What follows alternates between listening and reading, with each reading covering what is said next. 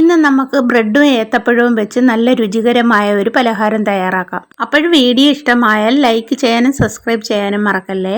അതിനായിട്ടൊരു pan അടുപ്പത്ത് വെച്ച് ചൂടായതിലേക്ക് 1 spoon നെയ്യ് ഒഴിച്ചു കൊടുക്കാം. അതിലേക്ക് 1/4 കപ്പ് അവിലിട്ട് കൊടുത്ത് മീഡിയം ഫ്ലെയിമിൽ ഇളക്കി കൊടുക്കാം. കരിയാതെ വേണം ഇത് ഇളക്കി കൊടുക്കാനും കൊണ്ട്. ഇനി ഇതിലേക്ക് 1 കപ്പ് തേങ്ങ ചിരകിയതിട്ട് കൊടുക്കാം. ഇത് കരിയാതെ തേങ്ങയിലെ വെള്ളമെല്ലാം വറ്റുന്നിടം വരെ നന്നായിട്ട് ഇളക്കി കൊടുക്കണം. തേങ്ങയിലെ വെള്ളമൊക്കെ മാറിയതിന് ശേഷം 1/4 കപ്പ് പൊട്ടുകടലയും കൂടി ഇട്ട് കൊടുത്ത് നന്നായിട്ടൊന്ന് ഇളക്കി കൊടുത്ത് വറുത്തെടുക്കാം. ഇനി ഇതിലേക്ക് പഞ്ചസാര ഏലക്കയും കൂടി ഒരുമിച്ച് പൊടിച്ചതും കൂടി ഇട്ട് കൊടുത്ത് ഒന്ന് ഇളക്കി കൊടുക്കാം.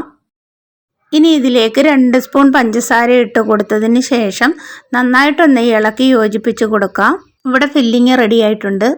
അതിനുശേഷം 3 ഏത്തപ്പഴം കട്ട് ചെയ്തെടുത്തിട്ടുണ്ട്.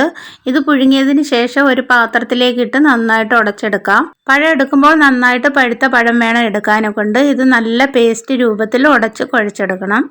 അതിനുശേഷം 3 ബ്രെഡ് എടുത്ത് കട്ട് ചെയ്ത് മിക്സിയുടെ ജാറിലിട്ട് നന്നായിട്ട് പൊടിച്ചെടുക്കാം. ഇനി ഈ ബ്രെഡിൻ്റെ പൊടി നേരത്തെ തയ്യാറാക്കി വെച്ച പഴത്തിൻ്റെ മിക്സിയിലേക്ക് ഇട്ട് കൊടുക്കാം. ഇനി പഴവും ബ്രെഡിൻ്റെ പൊടിയും കൂടെ നന്നായിട്ട് കുഴച്ചെടുക്കണം. ഞാനിവിടെ എടുത്തിരിക്കുന്നത് മധുരമില്ലാത്ത ബ്രെഡാണ്.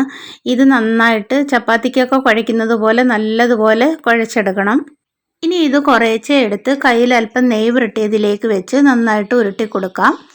ഉരുട്ടി കൊടുത്തതിന് ശേഷം ചപ്പാത്തി പലകയിലേക്ക് വെച്ച് കൈ കൊണ്ടൊന്ന് പരത്തി കൊടുക്കാം. പരത്തി കൊടുത്തതിലേക്ക് 2 സ്പൂണ് ഫില്ലിങ്ങും കൂടെ തയ്യാറാക്കിയത് വെച്ച് കൊടുക്കാം.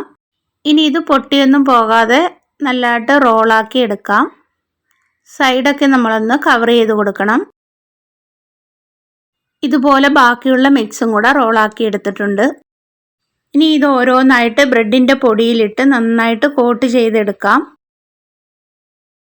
അങ്ങനെ എല്ലാം ബ്രെഡിൻ്റെ പൊടിയിൽ കോട്ട് ചെയ്തെടുത്തിട്ടുണ്ട്.